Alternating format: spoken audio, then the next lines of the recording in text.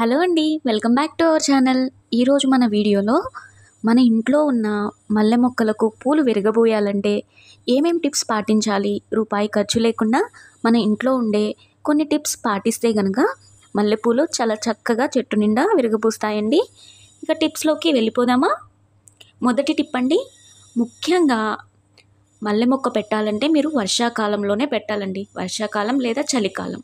ఎండాకాలం పెట్టినట్లయితే మనం ఎండ వేడికి మొక్క బతకడం చాలా కష్టమవుతుందండి. సో మీరు మల్లె మొక్క నాటేటప్పుడు మాత్రం ఈ జాగ్రత్తలు తీసుకోండి.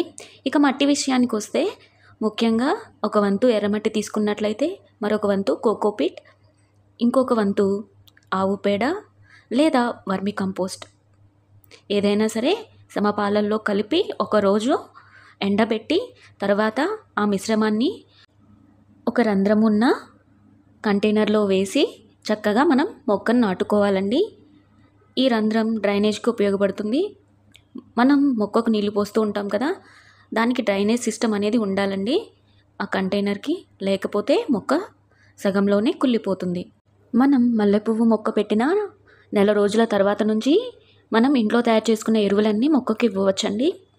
మొదటి టిప్ ఏంటంటే, మనం కోడిగుడ్డు పెంకులు పడేస్తూ ఉంటాం కదండి బయట, అవి పడేయకుండా వాటిని క్రష్ చేసి పౌడర్ లాగా తయారు చేసి మొక్క మొదట్లో వేసి మట్టితో కలిపి వేసినట్లయితే పోషకాలు మొక్కకు బాగా అంది పూలు విరగబూస్తాయండి. అలాగే ఇంకొక టిప్ ఏంటంటే, ఆవాలు ఉంటాయి కదండి, వాటిని ఒకరోజు ఎండబెట్టి వాటిని మిక్సీ పట్టి ఆ పొడిని మొక్క మొదలలో వేస్తూ ఉండాలండి. సో ఇలాంటి మన హోమ్ టిప్స్ని పాటిస్తూ మన ఇంట్లో ఉన్న మల్లె మొక్కకు పూలు బాగా వచ్చే విధంగా చేసుకోవచ్చండి. మీరు మొక్కల గురించి ఉన్న ఏ సందేహాలనైనా నివృత్తి చేసుకోవాలంటే మన ఛానల్ని సబ్స్క్రైబ్ చేసుకోండి ఇలాంటి టిప్స్ కోసం. Thank you for watching. Bye.